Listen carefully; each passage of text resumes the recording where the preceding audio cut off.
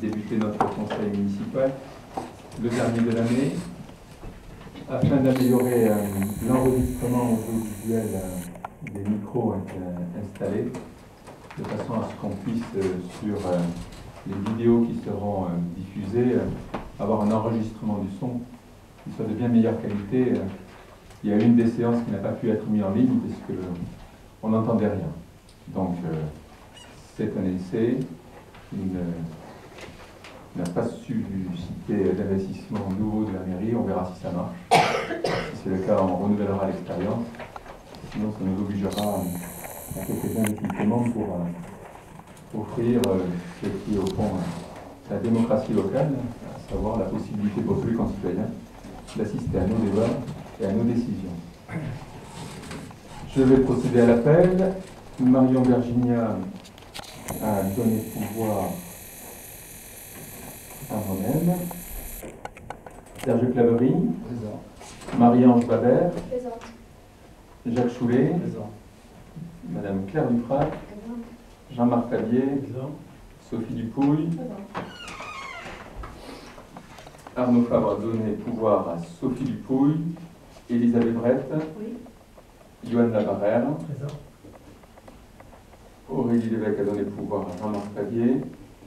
Bruno Lamaison a donné pouvoir à Christophe Priam. Emmanuel Lacroix. Présente.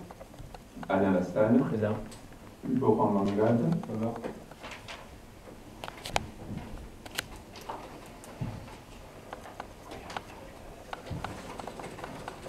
Christelle Flair a donné le pouvoir à Serge Claverie. Christophe Bergès. Présent. Marguerite Autus. Olivier Martinez. Présent. Nadine Pinchoré. Madame de coopération. Très bien. André Lafargue. Présent. Alain Arambat. Présent. Jacques Tellier. Présente. Très bien. Je remercie le public qui est venu en nombre ce soir. C'est l'avantage des vacances. Ça permet à certains jeunes étudiants de venir assister à notre conseil.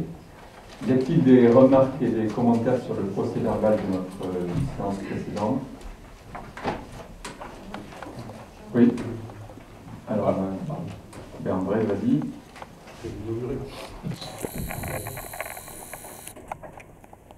Je me reçois. Merci Jean-Marc. Non, simplement, ce n'est pas une observation sur le procès verbal lui-même, c'est simplement une question. Le procès verbal doit-il être ou non affiché aux portes de la mairie? Le tableau d'affichage, je crois que oui. J'ai voulu le consulter, il y était point.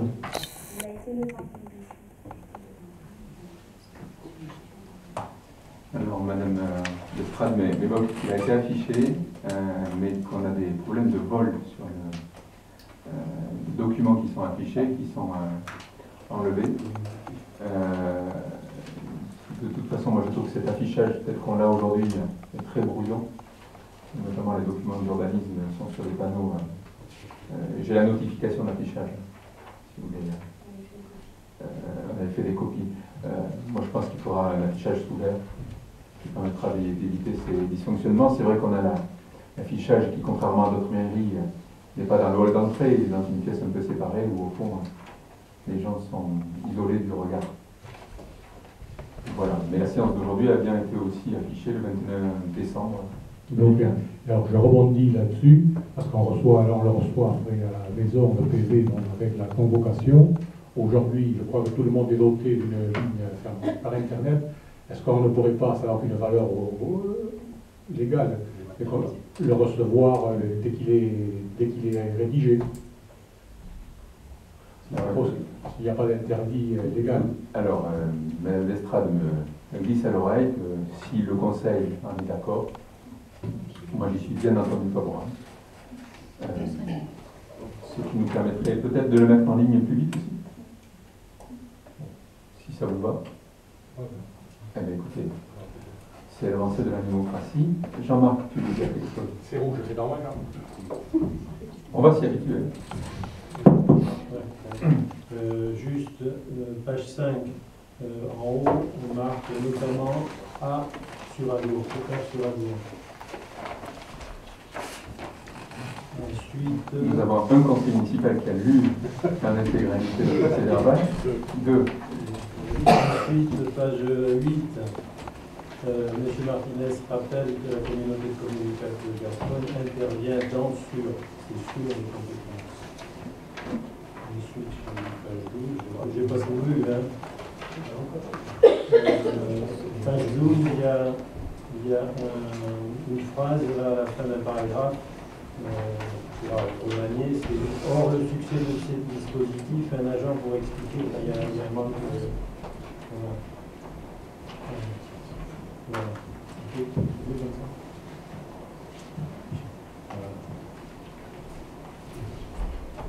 Donc page 12, donc à la fin du troisième paragraphe, il y a une phrase qui est pas très compréhensible.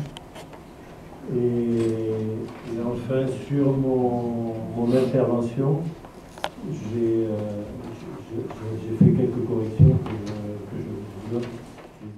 Je vais rendre compte des décisions que j'ai pu prendre dans le cadre des délégations que vous m'avez conférées. Ah oui, excusez-moi. Merci Jean-Marc. Je voulais aller trop vite. On va approuver donc ce procès verbal qui intègre ces modifications-là. Y a-t-il des gens qui votent contre? Des abstentions? Je vous remercie de cette unanimité. Pratique nouvelle, ça ne se faisait pas jusqu'alors dans les mandats précédents. Je tiens à ce que vous soyez informés de toutes les décisions que je prends au titre des délégations que vous m'avez remises. Alors là, il y en a un certain nombre, puisqu'on ne l'avait pas fait jusqu'alors. À l'avenir, puisque je vous en informerai conseil après conseil, il y en aura beaucoup moins. Décision numéro 1, c'est la mise en place d'une ouverture de crédit à court terme auprès de la Caisse régionale du Crédit Agricole Mutuel, qui allait du 15 mai jusqu'au 15 mai 2016, pour un montant de 400 000 €, qui est une ouverture de crédit du même montant que celle de l'année d'avant. Et au jour où je vous parle aujourd'hui, nous en consommons 0 €, puisque nous sommes sans besoin de recourir à cette ligne de crédit-là. Mais bien entendu, dans l'année, il y a des moments, il y a des grosses sorties d'argent, il y a donc des décalages de caisse. Celle-ci est faite pour faire face à ces éléments-là. S'il y a des questions, je suis là pour répondre à toutes les questions par rapport à ça. Deuxième décision prise au titre des pouvoirs qu'on m'avait conférés. J'ai souscrit sur le budget principal de la ville auprès de la Caisse d'épargne Aquitaine-Poitou-Charentes un emprunt de 800 000 € qui est en vue de l'acquisition foncière qui est à l'ordre du jour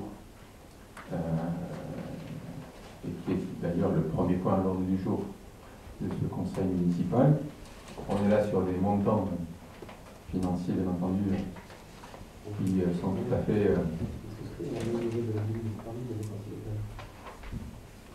très élevés. La durée, pardon. Alors, la durée est de 17 ans. Le remboursement se fera sur 15 ans avec un décalage de 2 ans pour le premier remboursement, de façon à nous permettre d'attendre, d'avoir le premier, d'essayer d'avoir les premiers terrains en vente en même temps qu'on commencera à avoir des remboursements. On profite de taux d'intérêt exceptionnellement bas, puisqu'on est à 1,87%.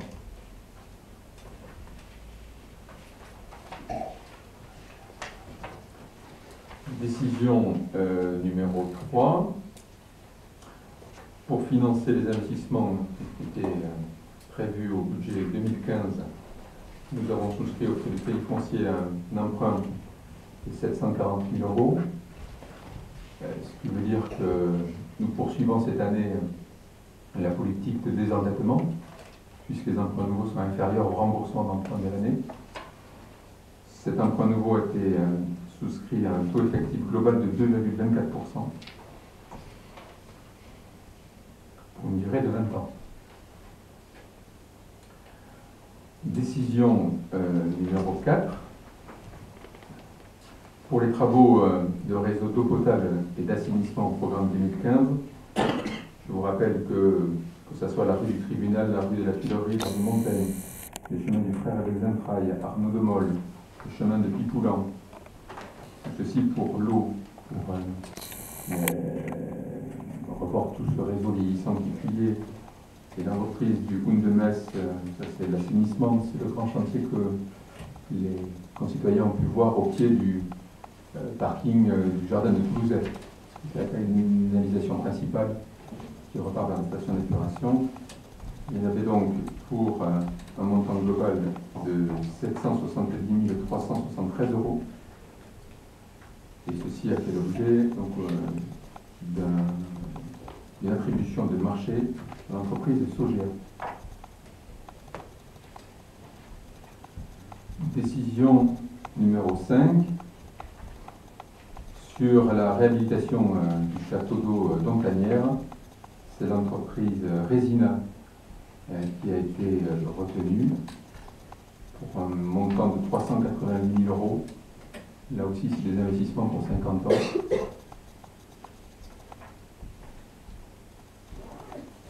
D'ailleurs, le marché sort de manière inférieure à ce qu'on avait prévu dans nos premières hypothèses, donc c'est plutôt une bonne nouvelle.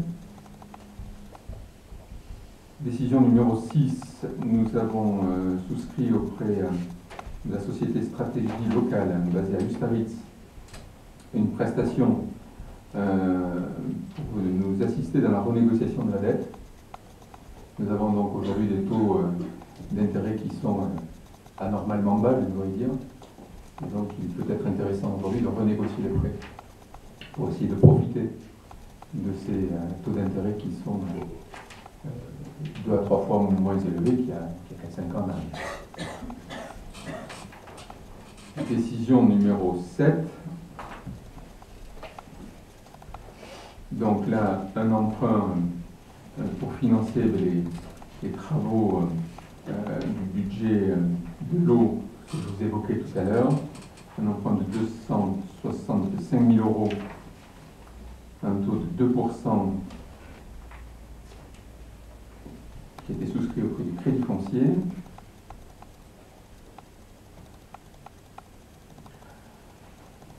Un autre emprunt, qui celui-là est sur le service assainissement pour 215 000 €, là aussi à 2%. Nous avons une 9e décision qui a consisté à souscrire auprès de M. Jacques Kemp une mission de conseil sur de la veille juridique sur l'accompagnement aux réponses à la Chambre régionale des comptes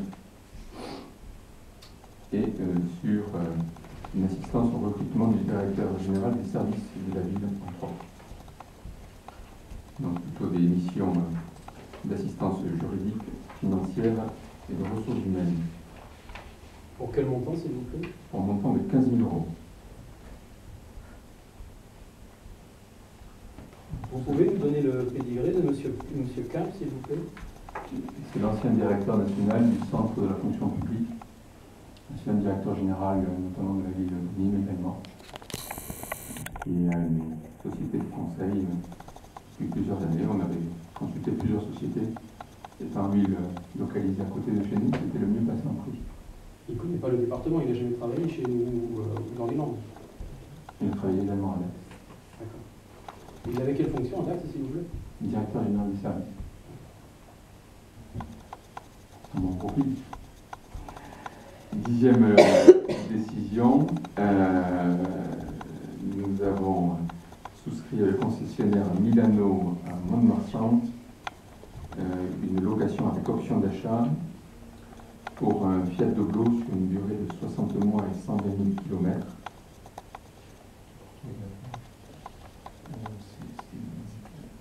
Pour notre électricien, Steve Benet.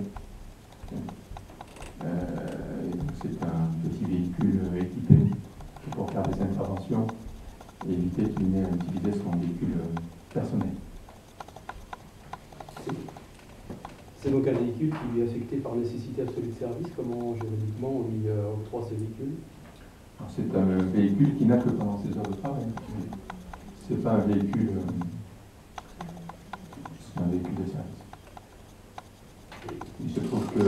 Il y a eu un gros renouvellement fait sous la mandature principale précédente, où vous avez renouvelé les masters, des 3,5 tonnes. Il manquait un petit véhicule. Il nous a semblé opportun plutôt que d'acheter de louer un costume d'achat. Alors, dernier point, nous avons reçu un don de 10 000 €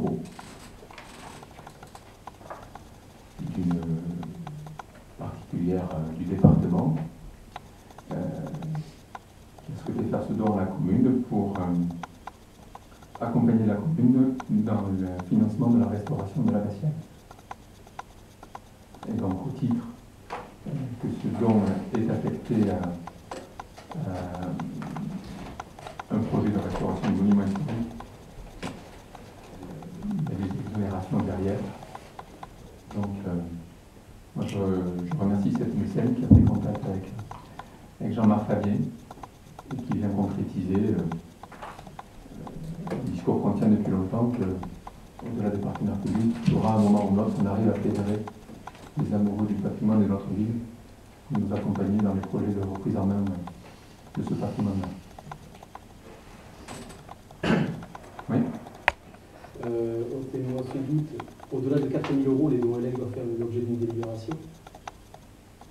Ça ne fait pas partie des délégations qu'on vous donne. Je sais qu'on avait pris une nouvelle délibération à ce sujet.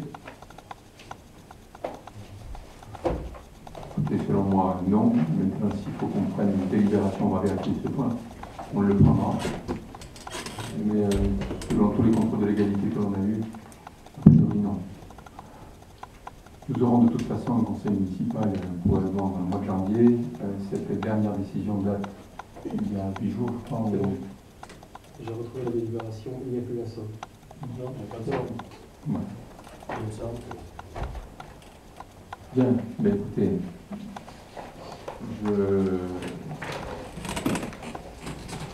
c'est une première à ma connaissance, donc, depuis des années et des années. Donc c'est aussi le fruit du travail d'association de la population, de sensibilisation de la population que mène Jean-Marc, pour que ces aspects patrimoniaux ne soient pas simplement des notions techniques ou administratives, mais qu'on puisse faire transmettre cette passion au plus grand nombre.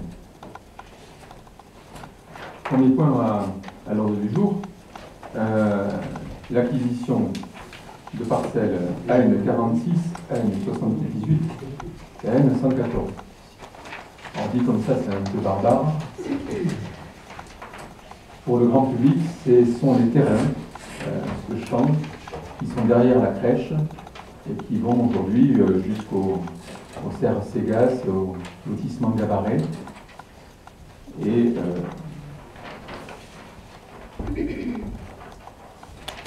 j'ai là sous les yeux le plan local d'urbanisme tel qu'il est aujourd'hui. Pour ceux qui vont du côté de Nothomb, c'est tout ce qui est à la droite de ce petit chemin qu'on emprunte pour rejoindre le carrefour quand on vient de Gabaret et de l'avenue du Général Leclerc. Donc c'était le terrain plat en zone aujourd'hui ouverte à la construction de plus grande ampleur, le plus proche du centre-ville. Et donc nous vous soumettons ce soir la possibilité de l'acquérir afin de porter un beau projet derrière, mais qu'on va vous détailler un peu plus dans le point numéro 2. Y a-t-il une question? Oui, Jacqueline. Oui, non.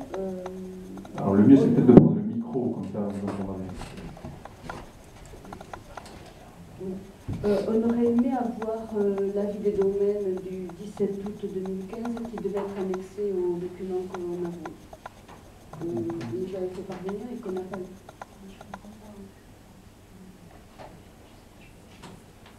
Alors écoutez, je vous le fais passer. L'estimation des domaines, il y en avait une le 26 septembre 2014 qui était à 6,45 € le mètre carré par 5. Il y en a une qui a été refaite le 15 juin 2015, qui est un peu, on va vous les faire passer là-dessus, comme ça vous l'aurez, qui est à 5,89 €. C'était estimé plus bas. Nous avions oublié dans la première estimation des domaines une petite parcelle qui est contre la cuisine centrale, qui fait aujourd'hui l'objet d'un placement réservé.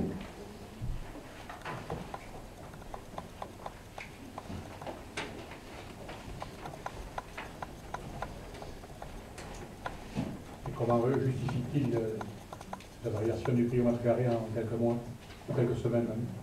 Alors, je leur ai posé la question.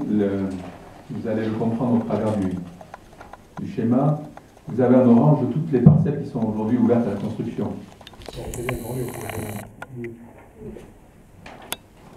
vous en prie, je vous le fais.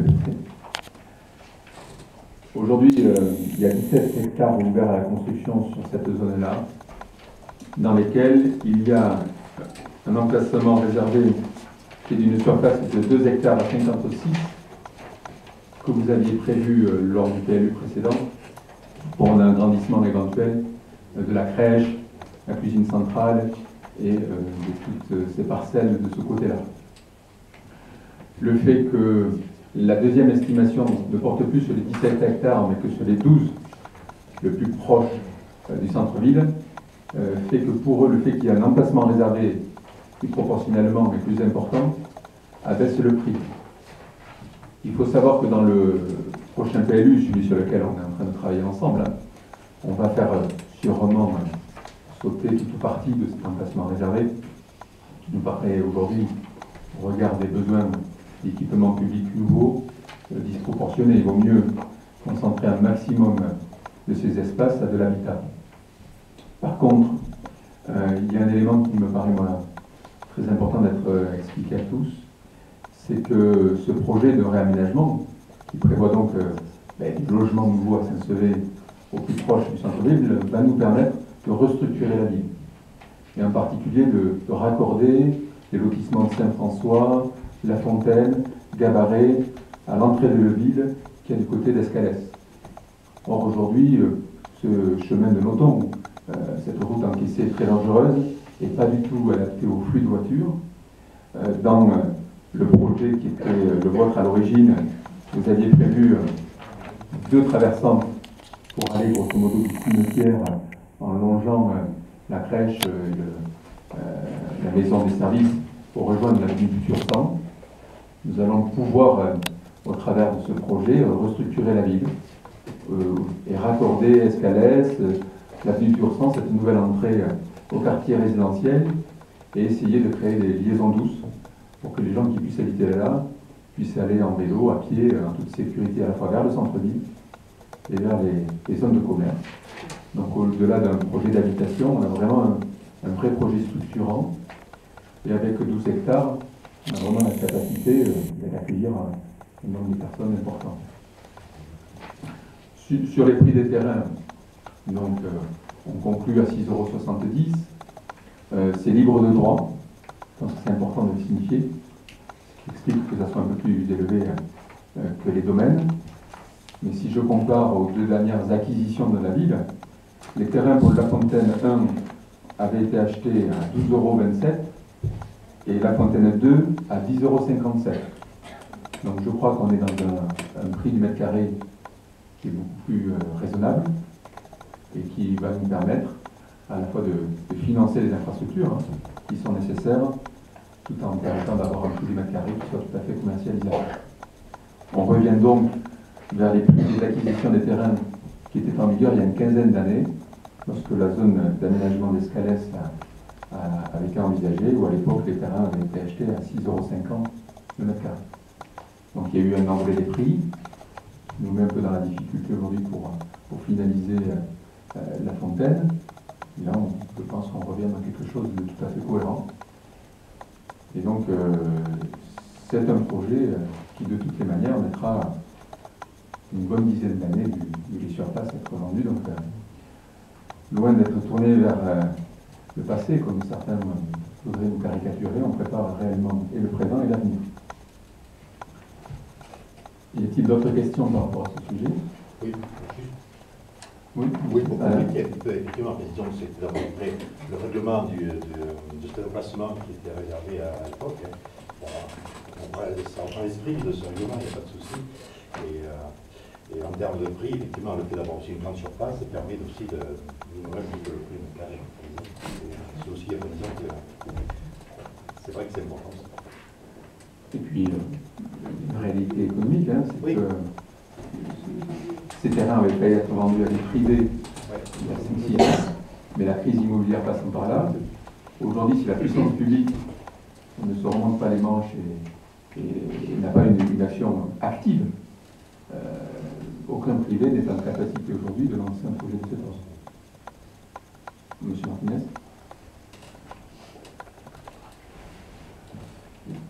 Oui, moi je vais revenir par rapport à vos délégations. Vous avez donc dit que 800 000 € avaient été mobilisés sur une durée de 17 ans pour justement donc, ce projet d'écoquartier. Ça veut donc dire que cet emprunt a été signé par vous-même avec comme base juridique la délibération initiale du 22 juin 2015 qui fait l'objet d'une modification aujourd'hui. Nous sommes d'accord? Vous voulez en venir où, M. Martinez? La délibération, on ne modifie pas une délibération en conseil municipal, c'est on annule, on remplace. On ne modifie pas. On change les termes de la délibération du 22 juin.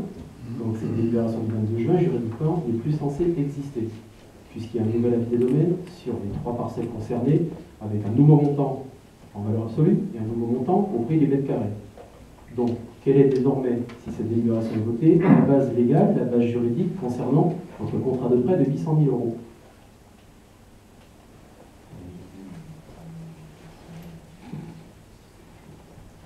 J'ai du mal à vous suivre, mais... Si vous faites un emprunt, votre banquier va vous demander une pièce justificative. Nous avions délibéré au mois de juin, Oui. où on avait délibéré de mémoire sur le principe de l'acquisition. Et... je n'ai pas rêvé. Mais là, vous dites qu'on la modifie, la délibération.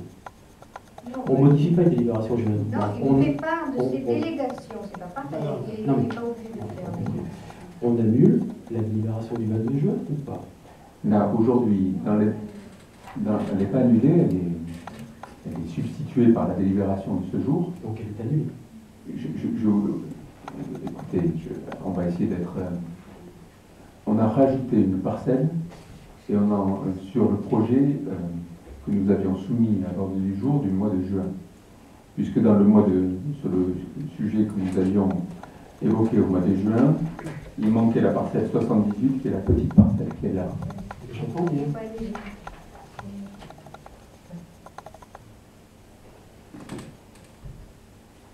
Alors, c'est pour pouvoir signer le sous-seing demain. J'ai besoin qu'on redélibère aujourd'hui, de façon à ce qu'on intègre dans la délibération qui va m'autoriser à signer le sous-seing pour l'acquisition des parcelles, en intégrant bien la N78 qui n'était pas dans la délibération précédente. La délibération, moi je vous parle pas du sous-seing de demain. Très bien. Je vous parle de la base juridique sur la mobilisation de l'emprunt. C'est la délibération initiale du 22 juin ou c'est cette nouvelle délibération qui se substitue? Se substituer juridiquement, ça veut dire que celle du 22 juin n'existe plus. Non, mais l'emprunt, il a été souscrit sur la base juridique de la délibération du juin. Non, mais ça veut dire que celle du 22 juin continue à exister en même temps que celle que vous allez nous mettre au vote ce soir.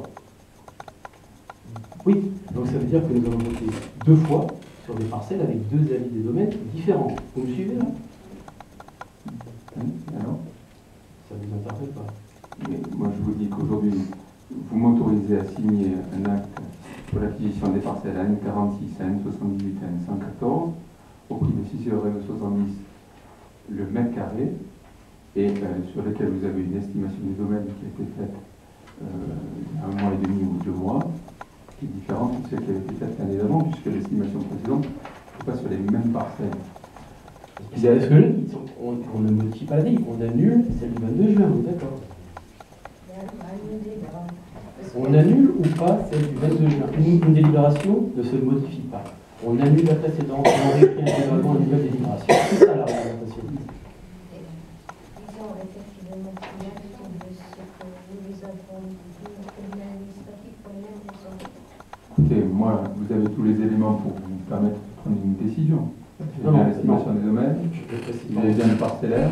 Pardon, monsieur le maire. Le parcellaire, j'ai les numéros, j'ai pas le plan, et l'avis des domaines, je l'ai eu ce soir. Donc je n'ai pas eu dans le cadre des 5 jours francs de délai, l'avis des domaines. Cette délibération, au-delà du fait que les pièces ne sont pas présentes, comme stipulé dans la note de synthèse, je propose ma question, annulons-nous ou pas la délibération du 22 juin? La question est simple, oui ou non? Dites-moi, et après j'en tire les conséquences juridiques. Ah, écoutez, moi je ne suis pas juriste, je vais poser la question à des illettrés.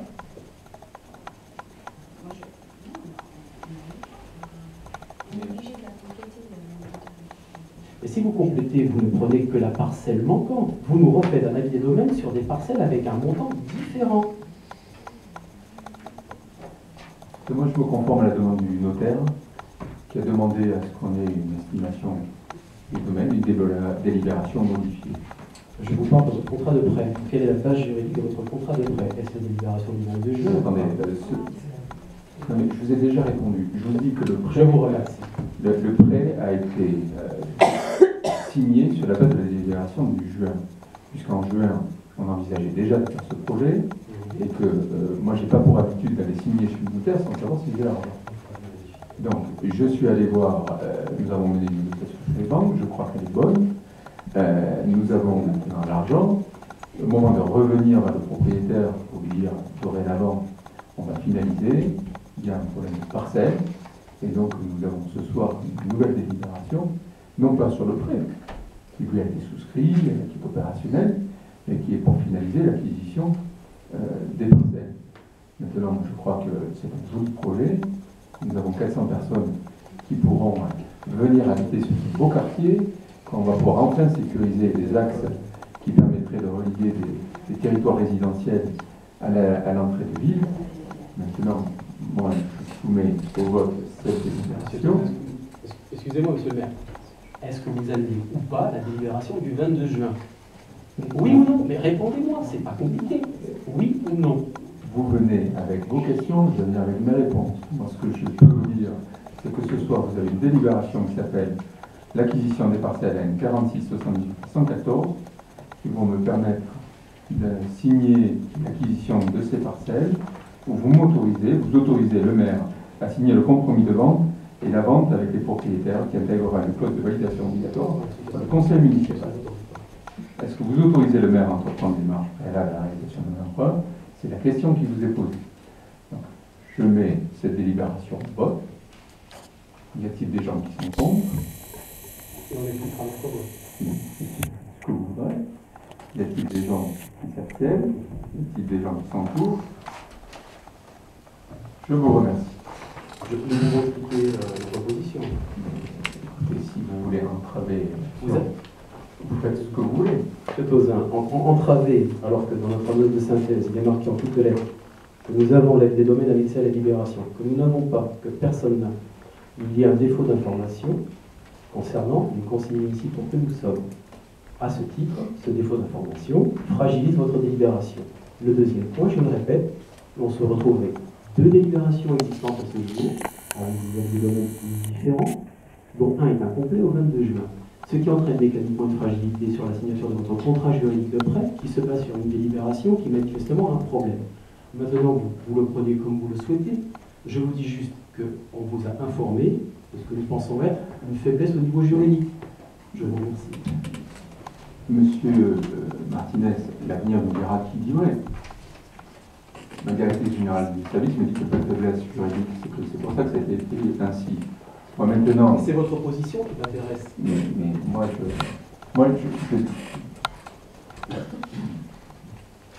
ce qui m'importe, c'est de mener une action juste, une action efficace. Même si on n'est pas carré, Le cadrage est juridique, il est encadré par des services. Nous avons une directrice générale des services à ce titre. Nous avons des conseillers qui nous entourent. Ce qui m'importe, de pouvoir offrir un terrain accessible dans les bonnes conditions, et que des gens qui aujourd'hui cherchent à construire et qui n'arrivent pas à construire puissent la construire.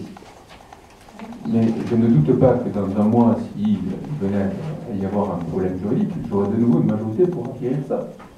Ce que je sais, c'est qu'aujourd'hui, nous avons des propriétaires qui sont vendeurs, et il nous a été demandé de pouvoir signer l'acte avant de la fin de l'année, pour des raisons fiscales.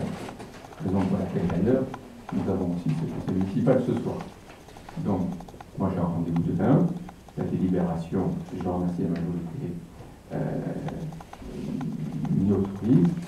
Je crois qu'on fait faire une bonne affaire à la commune et une bonne affaire aux prochains propriétaires de ce quartier.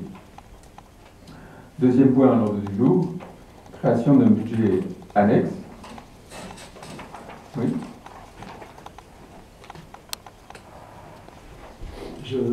J'aimerais que les points évoqués soient retranscrits de la meilleure manière qui soit dans le procès-verbal, s'il vous plaît. Merci.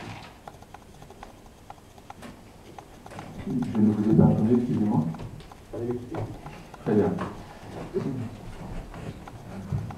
Mais je serai très bien retranscrit. Et puis, écoutez, moi, je crois qu'on est en démocratie, c'est encadré par une légalité. Et chacun peut faire les recours qu'il veut. Création de budget annexe écoquartier. Je vous ai pas parlé de recours. Ben, écoutez, c'est l'action continue.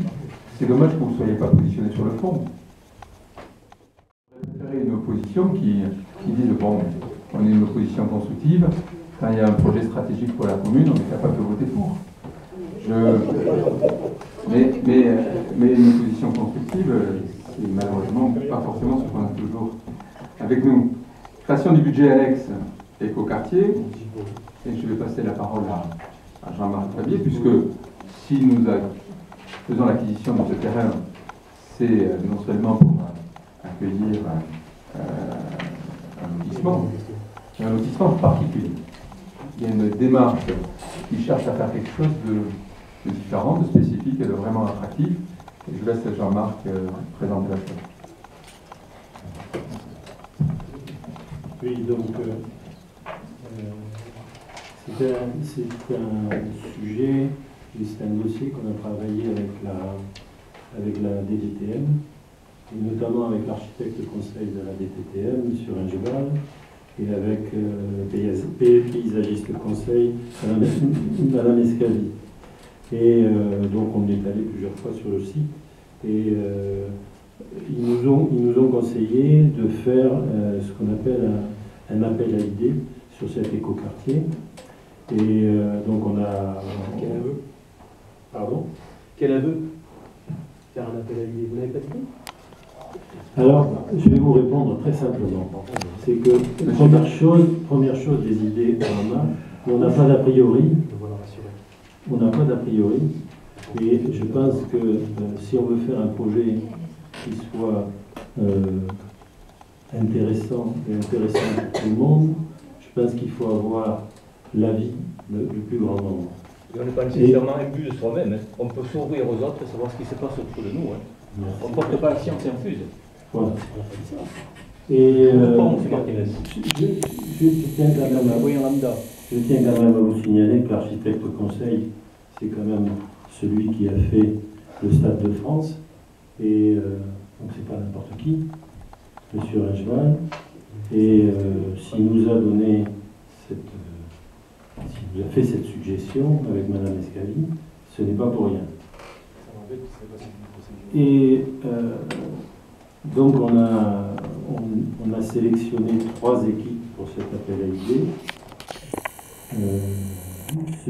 Ce n'est qu'un appel à idées, et donc ça nous permettra de prendre au niveau de ces 3 équipes un certain nombre d'idées. Et l'intérêt surtout, c'est que par rapport à cet appel à idées, c'est que la population soit associée à ce travail.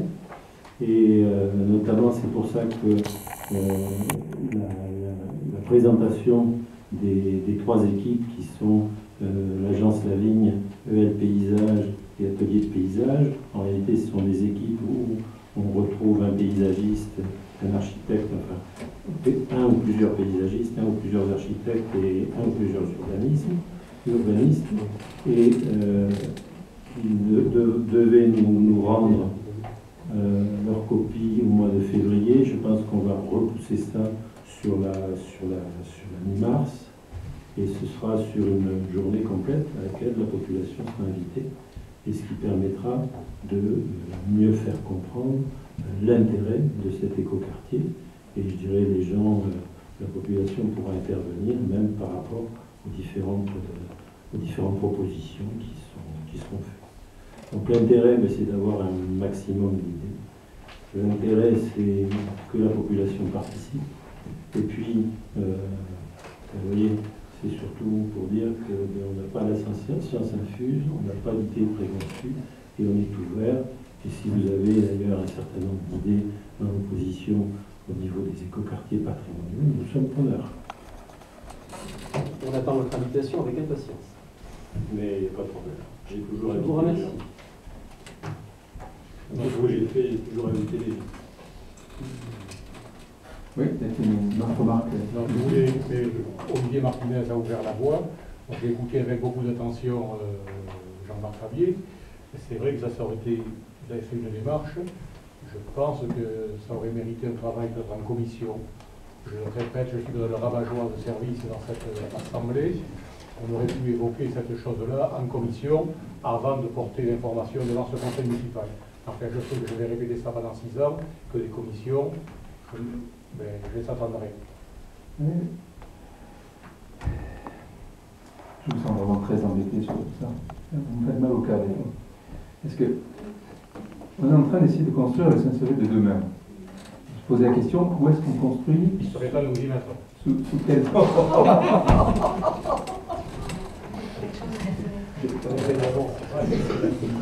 Alors, il serait temps qu'on s'y mette. Par contre, lorsque vous nous proposez tous les deux, M. Martinez, toi, André, vous nous proposez des commissions et de la réflexion. Alors, c'est vrai que c'est très important de savoir où on va, sur de bonnes bases. Mais à un moment donné, il faut aussi s'engager. On a quelquefois parlé du public et du privé. Le privé a quelquefois tendance à s'engager en ayant les bases suffisantes, mais on y va à un moment donné. On attend toujours. On est également dans une période de crise.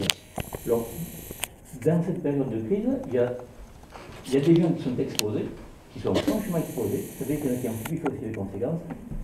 Et dans ces périodes-là, il est bon d'y aller un petit peu à la manœuvre. Sur de bonnes bases, c'est vrai. Mais il faut y aller.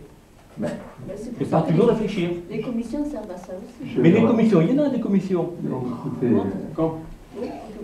Moi, j'ai reçu des convocations à les commissions, j'y vais, et j'en ai pas mal. Il y a du boulot à faire. Et si on veut, en dehors des commissions, pour alimenter le travail des commissions, il y a de quoi faire aussi.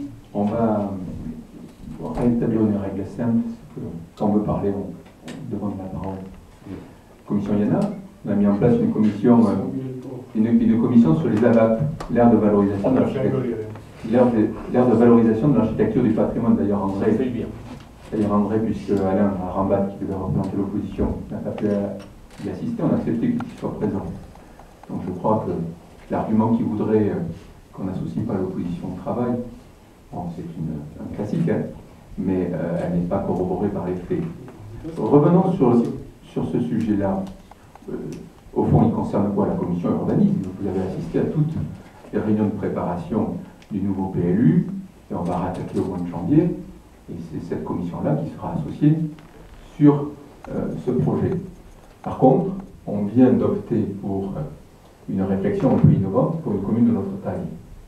C'est-à-dire qu'on a pour la première fois 12 hectares, c'est un terrain immense, qui est entre deux zones stratégiques de la commune. Et donc plutôt que de faire quelque chose de basique, on va essayer de faire quelque chose de bien. On a l'occasion de dessiner la commune de demain. C'est-à-dire, c'est quoi habiter à Saint-Sevé demain? C'est quoi les besoins de la population en termes d'habitat, en termes de déplacement?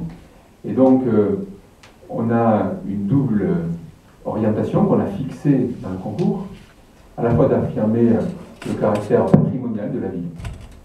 Que construire à Saint-Sevé, c'est pas comme construire dans d'autres villes. Il y a une identité, il y a l'esprit, il y a des façades, il y a le reste d'une histoire. Et on voudrait que les constructions neuves, ça l'inspire pour garder un côté très attractif à la ville. Et puis écoquartier, il n'y a pas d'écoquartier dans les environs.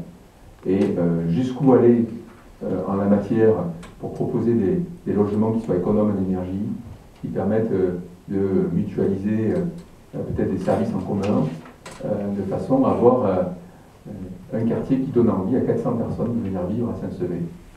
Mais je crois que c'est un bel enjeu. Il y aura l'enjeu de tous les déplacements. Et il y a deux catégories de personnes. Il y a ceux qui se croient compétents en tout, et il y a ceux qui écoutent les autres. Et moi, je pense qu'en matière d'urbanisme, de compétences paysagistes et d'architectes, il vaut mieux faire appel à des urbanistes, des architectes, des paysagistes, plutôt que les élus s'improvisent sur des compétences qui ne sont pas les leurs. Et donc, quand vous évoquiez tout à l'heure, M. Martinez, si vous aviez des idées, ça se saurait. Mais moi, je préfère qu'on lance un concours. On a 3 cabinets qui ont répondu. C'est des jeunes, pour la plupart. Non, on en a retenu 3. On en a eu 6. On a des gens qui ont travaillé sur des très beaux projets, la Cité mondiale du vin à Bordeaux, et qui sont très intéressés par cette idée de concevoir un nouveau quartier à Saint-Sevé, et au travers de ce quartier, de concevoir le Saint-Sevé de demain. Dans le cahier des charges, on a quand même défini quelques principes simples. C'est de prendre en compte les besoins de la population, les gens qui vivent seuls, le vieillissement de la population. On a défini les questions de déplacement, enfin, on a défini un cahier des charges, et j'espère qu'on aura un beau rendu visuel qui donnera envie aux gens de s'associer à la définition de ce quartier. Et puis derrière, ça aura lieu en mars, et puis on lancera derrière les appels d'offres pour permettre l'aménagement de ce quartier le plus vite possible, de façon à ce que, on espère, s'il y a un rebond de l'immobilier dans les mois à venir, qu'on puisse en profiter. Donc, la démarche, au projet, l'opposition sera associée au titre de la commission urbanisme. Je tiens à dire qu'on a beaucoup de chance à Saint-Sevé. On est en train de fédérer des compétences extérieures, des architectes qui habitent à Saint-Sevé, des conseillers sur ces questions-là qui ont envie d'être associés et qui nous apportent beaucoup. On a notamment, vient d'habiter à Saint-Sevé, le plus gros architecte en patrimoine qui a ses ateliers sur Paris, mais qui a une résidence secondaire à Saint-Sevé. Et donc, notre métier à nous, élus, c'est de fédérer les compétences pour essayer de tirer vers le haut notre ville. Y a-t-il un dernier point? Oui, simplement 2 observations je voudrais faire. La première, donc, c'est réitérer mon regret de ne pas avoir été associé en amont à cette démarche que je ne juge pas, je n'ai pas dit qu'elle était mauvaise, qui a conduit à cet appel d'offres et cette consultation des 3 cabinets. Donc je le redis, je regrette. Je le regrette d'autant plus que j'ai assisté à quelques commissions, à l'aide, pas beaucoup. Et je ne pense pas être quelqu'un de désagréable en commission, je crois être quelqu'un de positif. Donc je regrette d'autant plus de ne pas être associé plus souvent. Ça c'est la première chose. Et ensuite je veux répondre aussi, mettre un petit bémol quand on dit que vous préparez le Saint-Sevé de demain, ça tombe bien. J'ai ce plan, merci, je te remercie monsieur le maire, d'avoir remis ce document entre mes mains ce soir. Donc ce dessert, donc cette zone-là, même les précédentes équipes avaient prévu de l'urbaniser, entre autres celle-là. On avait même prévu l'emplacement réservé. Après, on n'était pas encore au stade de l'écoquartier. Et je voulais dire aussi que le Saint-Sevé de demain, j'y ai participé un peu avec les anciennes équipes. Merci. Mais moi, je n'ai pas la prétention de dire que j'ai raison sur tout, et qu'avant moi, il n'y avait rien, qu'après moi, il n'y aura rien. Donc, acte. Je n'ai jamais été dans cette position-là. Ça va mieux en le disant. Mais par contre, il fallait réussir à débloquer ce dossier, arriver à acquérir ces surfaces-là. Vous n'y étiez pas arrivé, on y est arrivé. En tout cas, c'était pas fait. Hein. Arriver à obtenir des banques qu'elles nous suivent sur des enjeux pareils, mais ça a été des réunions de travail pour y arriver. Et plutôt que de faire un lotissement basique, de faire un écoquartier, c'est-à-dire quelque chose de sympa, avec un cours d'architecte et motiver, fédérer des compétences pour nous accompagner dans la démarche, c'est du travail. Et moi, je tiens à remercier tous les élus qui, aux côtés de moi, font un énorme travail. Alors, on va...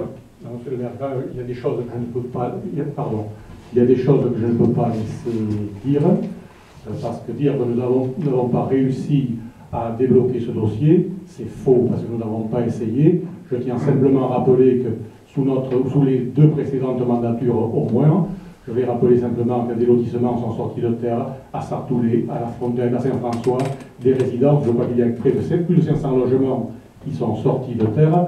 Donc n'allez pas affirmer péremptoirement devant l'Assemblée et qui plus est dans des comptes rendus que les précédentes équipes n'avaient pas réussi à débloquer ce dossier de l'automne. Il n'avait pas été à l'ordre du jour. On avait simplement pris des options pour l'avenir. Point barre. Il faut dire les choses, il faut dire la vérité. Ah ben, ça va mieux en le disant la vérité. Donc en gros, le dossier c'est tout à faire. Et voilà. Oui. Heureusement, c'est un terrain constructif. Pour le Fontaine 2, je n'y reviendrai pas, mais on ne peut pas dire que ça soit une grande réussite. Parce que les acheteurs à qui vous avez menti en promettant des aménagements sans état derrière et les appels d'offres, les attributions de marché sans appel d'offres qui ont été faits, je crois que là-dessus, je pense que tout le monde peut reconnaître qu'il y a eu quand même des choses un peu moins louches. Donc, je vais soumettre au vote la création du budget annexe écoquartier. Y a-t-il des gens qui sont contre, des gens qui s'abstiennent, des gens qui sont pour? Je vous remercie. On n'est pas d'accord sur les modalités de calcul. Par rapport au problème du calcul de la contribution de la ville aux élèves fréquentant l'école privée. C'est ça, c'est notre position. Et nous l'assumons avant de partir dans des débats sans fin. Votre calcul, nous considérons qu'il n'est pas légal. Point. Quel bizarre que vous ne l'ayez pas attaqué en légalité. Si vous êtes si sûr de vous, M. Martinet. Attaquez. On verra qui a raison. En l'absence d'attaque, moi je connais déjà la réponse. Nous avons raison. Au pied levé, il fallait répondre du jour pour le lendemain. Nous avons, c'était à 3 jours près, il fallait participer à une première réunion qui a eu lieu, je crois, à Roquefort. Et donc, au pied levé, on a fait le choix de quelqu'un qui était opérationnel. Point. Lorsqu'on on n'a pas hésité à prendre des CAE en plus sur des domaines de compétences nouveaux pour offrir à des jeunes la possibilité d'avoir une première expérience, notamment en matière de communication. On n'a pas hésité aux écoles à recruter des jeunes. Madame Desens a 29 ans. Madame, c'est la première fois qu'elle pouvait avoir un poste de directrice adjointe. Magali Desens, en contractuel. Nous avons pris un électricien qui est aussi quelqu'un de relativement jeune. Moi, je ne fais pas de critères d'âge, critères discriminants. Je constate que sur un poste de 1 mois et demi, on nous demandait du jour pour le lendemain de pouvoir relever les défis.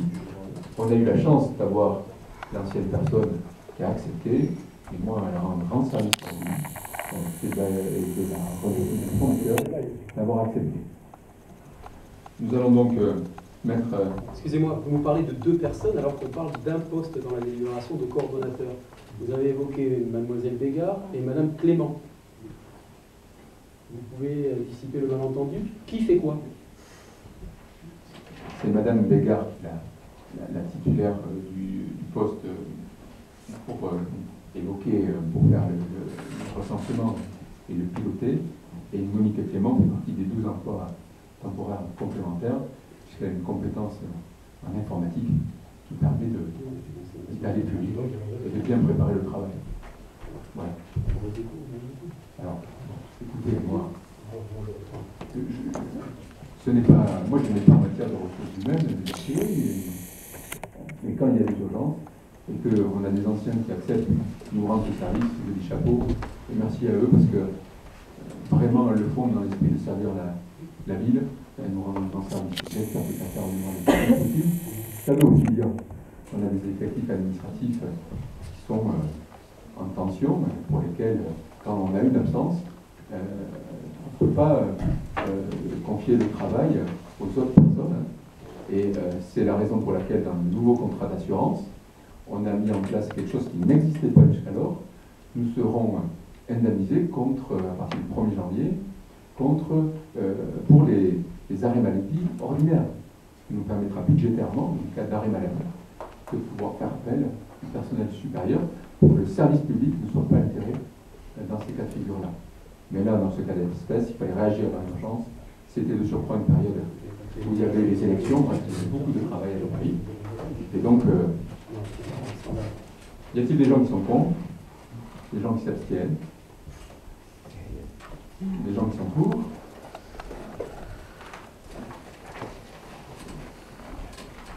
Je vous remercie. Création de 3 emplois temporaires à date jointe d'animation. toujours en lien avec les écoles. Je vous rappelle que nous avons obtenu pour la première fois le conventionnement de la CAP pour faire de notre garderie un accueil de loisirs sans hébergement, que nous respectons les règles d'encadrement en matière également de temps d'activité périscolaire, mais que la conséquence de tout ça, c'est que ça nous oblige à faire appel à des personnels formés et en nombre suffisant. Nous avions l'an dernier à la mise en place cet appel beaucoup à des intervenants extérieurs qui étaient en auto-entrepreneurs ou qui étaient artisans, bref, qui avaient leur propre statut. Cette année, nous avons plutôt développé des contrats de titulaires PAFA ou de petite enfance, économiquement, ça nous revient moins cher, ça nous permet de stabiliser les équipes. Et donc, je vous ai demandé la possibilité de créer 3 emplois de joint d'animation de 2e classe sur des durées d'emploi de 14 heures hebdomadaires. Y a-t-il par rapport à ça? Juste avant de passer au vote, pardon, une remarque, une question. Lors d'un précédent conseil municipal, lors d'un précédent conseil municipal, nous avions demandé, de mémoire, ça devait être en avril ou en novembre l'année dernière, je ne sais plus, un récapitulatif en quelque sorte des activités périscolaires, en termes notamment de coûts, puisqu'il y a des fonds d'amorçage que nous avons reçus de l'État et aussi des subventions CAF, vous l'avez dit, en lien avec les contrats que la municipalité a mis en place pour organiser ces tables. Donc, est-ce qu'à ce jour, puisque nous en commission, nous ne l'avons pas débattu, en tout cas nous n'en avons pas parlé, nous n'avons pas eu les chiffres, nous avons eu des chiffres en termes d'effectifs, mais pas en termes de coûts ou de recettes. Est-ce que vous êtes en mesure de nous donner ces éléments à ce jour, que ce soit pour les personnels, que ce soit aussi peut-être les chiffres des personnes bénévoles qui interviennent dans le cadre de ces termes? Aujourd'hui, on a une masse, mais on n'a pas les chiffres précis. On a encore travaillé dessus ces derniers jours. La difficulté qu'on a, c'est qu'on a aujourd'hui une multiplicité d'intervenants. On a des gens qui s'arrêtent, on a des gens qui reprennent, on a énormément de mal à fidéliser, à pérenniser et à fidéliser des intervenants. L'an dernier, par exemple, pour l'aide aux devoirs, les 2 intervenants qui étaient le plus autonomes ont eu leur concours de professeurs des écoles, et donc ont quitté la mairie, et d'ailleurs un des 2 est enseignant à l'école du parc. Et donc on est en train de jongler en permanence. On a normalement un peu de ressources dans les agents titulaires de la mairie pour, en cas d'absence, pouvoir suppléer. Mais si vous rajoutez là-dessus les arrêts maladie, c'est très compliqué d'isoler. Donc, mais jusqu'à ce jour, vous avez peut-être une idée, depuis un peu plus d'1 an, 18 mois, du coût, en tout cas, des TAP, jusqu'à ce jour, au moins en année scolaire, du coût des TAP, en rapport avec les informations qu'on a reçues en fin d'annonçage pour les mettre en place. Aujourd'hui, moi, je ne suis pas en capacité. On vous donnera ce chiffre, on l'attend. Parce que je pense que c'est bien que les conseillers municipaux soient informés de ça. De toute façon, il manque dans cette mairie, ça n'a jamais existé, une comptabilité analytique précise qui vous permettre non plus d'être dans une comptabilité générale où les charges sont classées par nature, mais par mission. La mission urbanisme, combien elle nous coûte? La mission école, combien elle nous coûte? De façon à pouvoir être dans un pilotage de l'action qui soit différent. Je parle de l'urbanisme parce qu'il nous a été transféré en partie par l'État, et c'est intéressant de savoir quel est le surcoût que ça génère. La difficulté qu'on a là, c'est qu'on met des intervenants extérieurs qui sont sur un compte spécifique, des personnels contractuels qui sont sur un second, des titulaires, et donc il y a une multiplicité de coûts, et si on veut bien le faire, il ne faut pas simplement compter le travail, il y a aussi des fois des achats de petits matériels, et la conséquence de tout ça, c'est qu'on peut dire malgré tout qu'on a des temps d'activité périscolaire de grande qualité dans cette vie, et je crois que c'est une bonne chose. On ne remet pas en cause la qualité, c'est juste à titre informatif. On avait déjà fait cette demande. On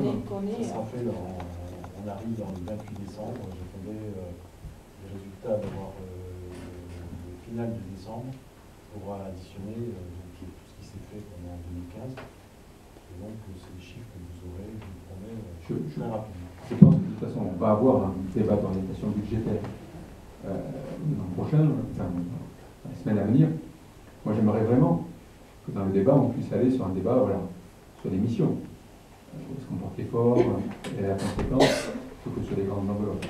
Du moins, comme ça qu'on travaille dans les entreprises, et à mon avis, comme ça qu'on travaille dans une mairie moderne. Pour en revenir à ce point-là, il y a donc des gens qui sont contre. Oui, M. Martinez. Juste une petite précision, parce que vous avez cette vilaine manie, jusqu'en 2008, il y avait de la comptabilité analytique dans cette mairie. Je referme la parenthèse. On n'a pas trouvé. Bah, écoutez, je vais pas trouver encore. Je vous montrerai les fichiers, je les ai toujours. Vous les avez pris ou quoi? Vous savez, on peut faire des copies, c'est formidable. Non, mais ce qui est bien avec vous, M. Martinez, j'ai l'impression des fois que vous êtes l'homme orchestre. Vous êtes à la fois paysagiste, urbaniste, architecte, maintenant comptable. Vraiment. C'est un homme de qualité. Quel dommage. Les gens ne s'y trompent pas. Mais rassurez-vous, on va mettre en place cette comptabilité analytique qui serait dans mon esprit en lien avec la comptabilité aussi de trésorerie. On n'est pas non plus une pratique de la fonction publique. Alors, y a-t-il des oppositions sur ces créations de postes temporaires, des abstentions? Je vous remercie de cette adoption à l'unanimité. Organisation d'une consultation des acteurs, sur quel sujet? Sur le sujet de l'évolution de notre communauté des communes. Pour faire simple, et après je passerai la parole pour que le débat s'engage, le législateur a prévu dans une loi qui a été finalisée cet été à certains territoires l'obligation de fusionner. C'est le cas dans les communes des Landes, des territoires qui ont moins de 6 000 et quelques habitants dans les communautés de communes. Nous ne sommes pas concernés par cette obligation, puisque nous avons un peu plus de 11 000 habitants dans la communauté des communes du Cap de Gaston.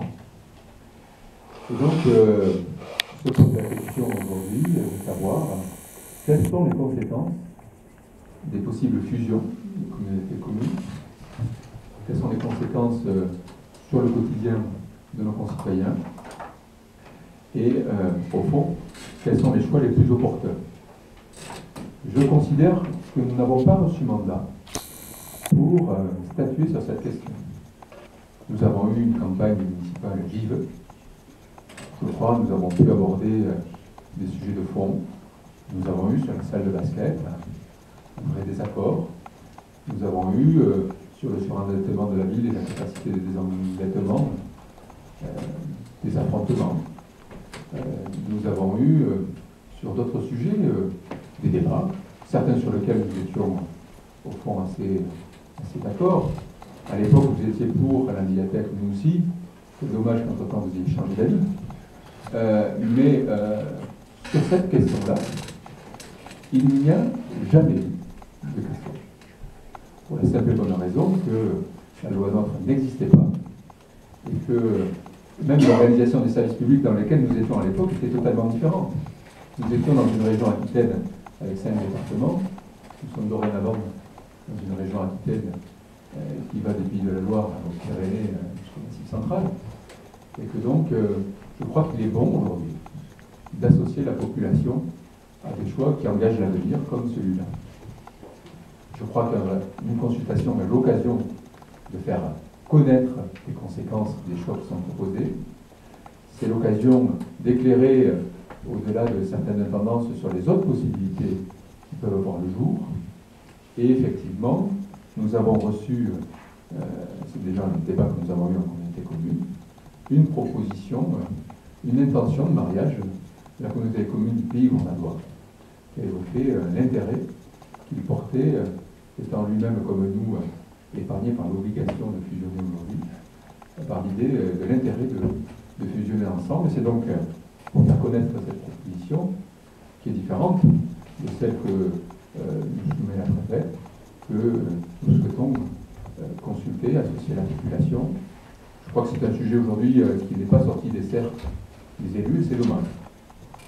Il y a des conséquences en matière d'organisation de services publics, en matière de fiscalité, qui sont très importantes, et je crois qu'il est de notre devoir d'alerter la population sur ces conséquences, de faire preuve de pédagogie. Et au fond, c'est le message moi, que je retire de la dernière élection. Aujourd'hui, quasiment un électeur sur deux n'est pas allé se dépasser du 8 décembre, et plus d'un tiers a voté pour les extrêmes. C'est qu'il y a au fond une forme de discrédit vis-à-vis des électeurs, parce que la population se dit on ne nous écoute plus. Et donc face à cette demande d'écoute, face à cette demande de considération, et moi je crois à la démocratie, je crois que les réformes constitutionnelles nous ont ouvert la possibilité de mettre en place des consultations, c'est une bonne chose. Je tiens à ce qu'elle ait lieu à Saint-Sevé, et que nous ayons sur ce sujet un vrai débat. Tout ça est encadré par la loi, nous demande un certain délai, notamment de 2 mois, pour que la campagne puisse avoir lieu. Il contrevient au délai qu'a imposé le législateur pour que les communes statuent. C'est pour ça que j'ai fait une demande à la préfète de pouvoir avoir un délai rallongé jusqu'à début mars. Je l'avais déjà averti avant la réunion du conseil communautaire du 17 de notre intention de faire une consultation. Nous avons adressé un courrier la semaine dernière sur les modalités de l'organisation de cette consultation. Et j'ai eu à 17h30 un appel de M. Bouet, qui est un collaborateur de Mme le préfet, qui m'a dit surtout pas, ne faites pas de consultation. Alors écoutez, moi je n'ai pas pour habitude de me laisser imposer des dictats. Je pense que la population a besoin de ce débat. Je pense que tant que je n'ai pas d'écrit, Madame le préfet, c'est bien écrit dans la délibération, nous maintenons notre volonté ferme de faire cette consultation, et j'espère qu'un vote solennel ce soir en conseil municipal nous permettra d'organiser cette consultation sur ce sujet qui engage l'avenir, parce qu'au fond, nous allons définir quel est le territoire sur lequel nous allons gérer des compétences aussi importantes que le social, le tourisme, le développement économique et la voirie. Et ça me semble, pour prendre les principales, une grosse partie de notre quotidien. Et donc, c'est un sujet toujours dangereux. Le débat est ouvert. Je peux rappeler certains Alors, Pierre Duprat, qui a travaillé cette question de notre groupe, veut s'exprimer. Je lui passe la parole. Alors, c'est bon. Oui, je voudrais rappeler quand même une chronologie qui nous a amenés à cette proposition de ce soir. Le 15 juin 2015, M. Martinez, à la communauté de communes du Cantal d'Espagne, vous indiquait qu'il fallait arrêter le projet de la médiathèque, car la loi NOTRe qui allait être votée, mais qu'on n'avait pas encore l'obligation d'appliquer, allait nous obliger à fusionner avec des pays voisins qui étaient pourvus en médiathèque. Il n'y avait pas lieu de faire la médiathèque telle qu'elle était prévue ici, circuler, il n'y a plus rien à dire. Le 21 juillet, M. Cruet nous expose, toujours en conseil communautaire ou en bureau, je ne me rappelle plus, qu'il semblerait que notre communauté de communes soit finalement directement concernée. Monsieur Lafenêtre parle même de délais très très courts pour les décisions à prendre.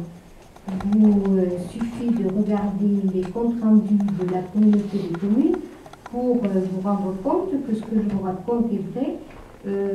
Paragraphe 2.1 et 2.2.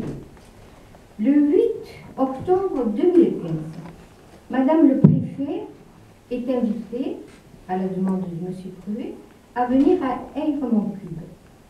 Alors là, il nous indique qu'au 31 mars, il faudra avoir décidé et que le projet devra être arrêté pour le 16 juin 2016 pour une adoption définitive au 31-12. Un projet de nouvelle organisation territoriale. Et à ce stade, d'ailleurs, elle semble avoir une vision très arrêtée qui manque un peu de cohérence et de clarté, parce que vous regarderez toujours la délibération, le compte rendu de la communauté des communes. où il est écrit « La Comcom du Cap de Gascogne dispose d'une continuité territoriale avec la communauté des communes du Tursan », qui, à mon sens, n'est pas totalement vrai. Et c'est même faux, oui. M. Martinez nous rappelle, lors du conseil communautaire de ce même conseil, que Jaune a voté, les élus ont demandé à fusionner avec nous.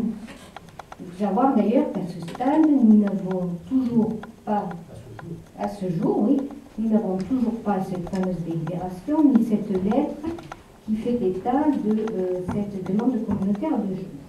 Mais bon. Mais il rappelle quand même que notre PCI n'est à ce jour pas obligé de fusionner, ce que confirme d'ailleurs Madame la Préfète. Vous avez une manière de refaire l'histoire, c'est assez impressionnant. Bon, je reconnais le talent pour proférer des inepties, des contre-vérités. Évidemment, parce que les autres, c'est toujours des inepties. Avec une assurance remarquable. Bon, alors je ne vais pas revenir sur les propos polémiques. C'est agaçant parce que, vous savez, vous m'avez fait douter quand même lorsque vous dites à l'envie que j'aurais dit à la préfète, donc lors de cette réunion qui était donc à Yves-Montcuq, que je me félicitais du travail que nous avions réalisé. Alors, je n'ai pas pour habitude de le faire, je salue M. Martin parce que j'ai revu sa vidéo. Effectivement, je ne le dis pas. Tout comme elle ne dit jamais que je ne dis jamais que j'ai travaillé avec elle et que la décision a été faite au conseil départemental comme vous le prétendez. Alors, je reviens encore une fois sur la genèse de ce dossier. Je vous rappelle que la communauté de communes du Tursan est présidée par M. Dutoya, qui, à ma connaissance, était, pour votre information, le remplaçant de M. Tauzin lors de son accès aux élections départementales. Donc, on ne peut pas imaginer un seul instant qu'entre nous, politiquement, il y ait eu une collusion ou un arrangement entre amis comme vous souhaitez laisser transparaître.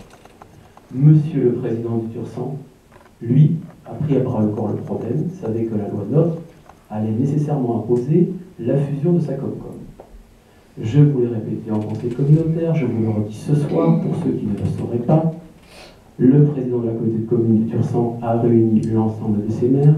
Les maires, chacun dans leurs conseils municipaux, ont pris une position, et la position a été de dire nous devons fusionner, quitte à fusionner, Madame le Préfet, nous souhaitons que ce soit avec Agitmo, mais également le Cap de Gascogne. Tout a été fait dans le respect de la réglementation imposée par la loi NOTRe. Je vous ai rappelé la semaine dernière, lorsque nous étions à Fargue, qu'on peut le déplorer, le regretter, mais c'est la réalité. Vous nous faites croire qu'il y aurait des arrangements entre amis. Je ne vais pas refaire le match ici. Vous imaginez ce que vous voulez. La réalité est celle-là. Ces informations, nous les avons maintenant depuis des mois. On a aujourd'hui une proposition qui va être soumise au référendum, qui n'a rien à voir avec les débats qui ont pu être tenus pendant 10 semaines. On a toujours évoqué la proposition de Madame le Préfet, qui est venue donc à Yves-Montcuq. Dès le lendemain, le président de la communauté de communes nous a envoyé par mail, et vous en étiez destinataire, je vais vérifier, tous les éléments que nous avions à connaître, en matière de fiscalité, d'intégration, de coefficient d'intégration fiscale, de potentiel fiscal, bref, tout ce que vous mettez dans un considérant comme étant des informations que vous n'avez pas eues. Alors, ou vous mentez, ou vous ne travaillez pas. C'est au choix, je vous laisse libre de la réponse. Ces informations, nous les avons eues. Par contre, arrêtez de faire l'histoire à l'envers.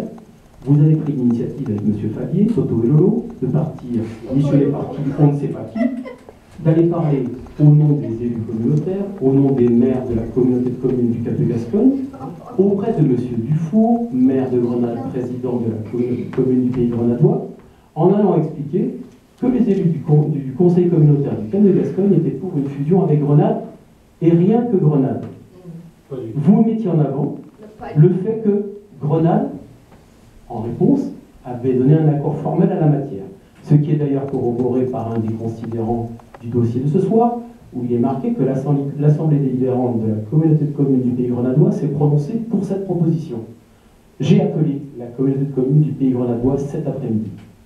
J'ai demandé à Mme Tachon, la DGS qui n'était pas là, j'ai demandé le numéro de téléphone à Monsieur le Président, qui devait me rappeler avant 18h.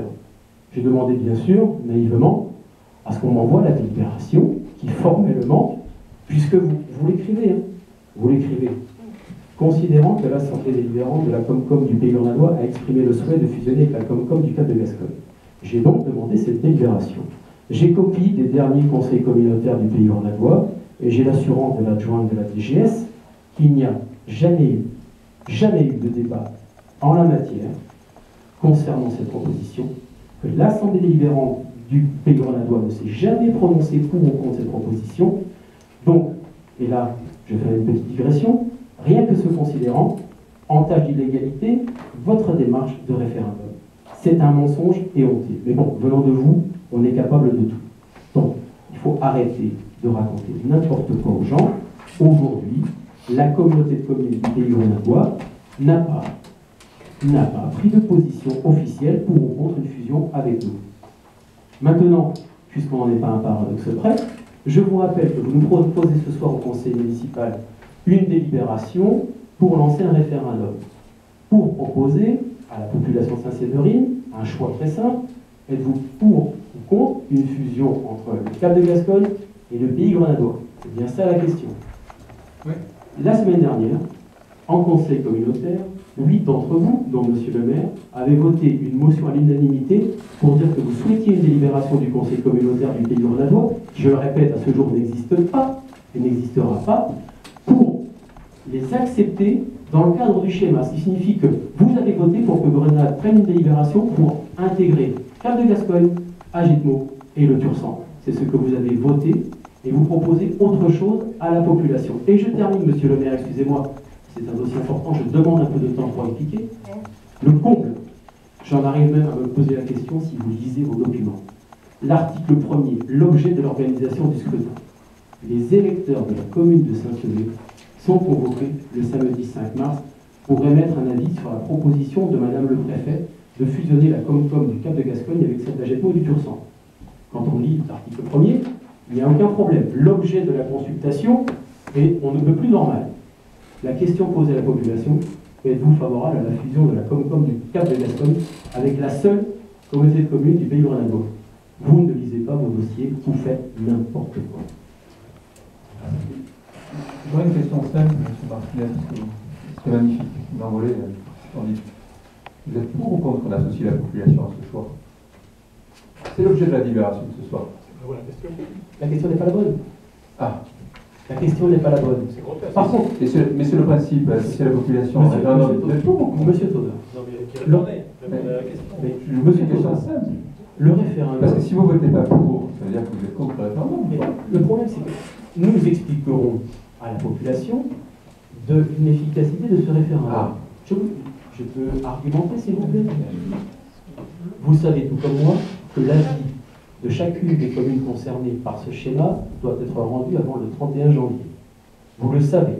Raison pour laquelle j'ai demandé, c'est dans les considérants, un report au 10 mars, ce qui n'entrave pas la possibilité d'adopter le schéma départemental au 31 mars. Et donc je ne vois pas en quoi la préfète pourrait vous refuser ce délai. Il faut pour une consultation un délai légal de 2 mois. Monsieur, si j'avais pu faire une consultation dans un délai raccourci, je l'aurais fait. C'est pour ça que dans les considérants, il y a la demande à Madame le préfet de nous autoriser d'attendre. Parce que je crois que sur cette décision, nous avons besoin d'associer la population. Et Monsieur Tauzin, et si nous pouvions tomber d'accord là-dessus, ce n'est pas la bonne question. Vous vous rendez compte? Non, mais vous vous rendez compte? Mais franchement, ça fait peur, très sincèrement. Vous me faites peur. Non, mais la question posée n'a rien à voir avec l'article 1, l'objet. Je prends les gens à témoin, je donnerai ça à la presse.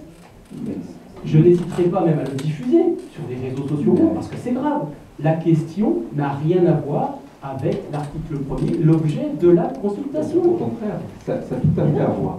Monsieur Tauzin, lisez le texte. Je vais vous répondre parce que je tiens à faire porter à la connaissance de tous un point que certains cherchent à nier, et j'en fais partie, à savoir que la communauté des communes du Pays grenadois, en la personne de Pierre Dufour, son président, suite à une réunion de travail d'une journée à laquelle a participé l'ensemble du conseil communautaire, les membres du conseil communautaire, a adressé à Madame le préfet le 11 décembre 2015 une lettre que je vais vous lire.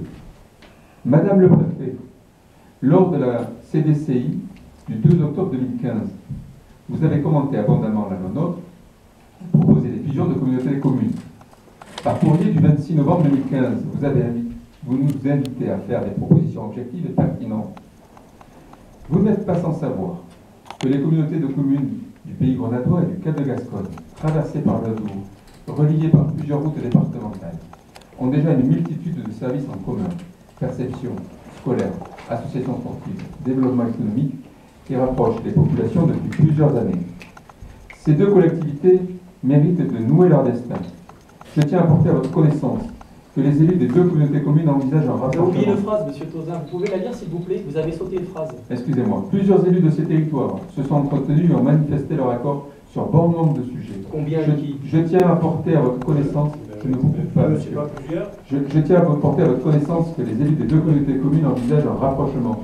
Je vous serai reconnaissant de bien vouloir étudier et de faciliter cette proposition. Nous sommes prêts à vous rencontrer afin de détailler cette perspective.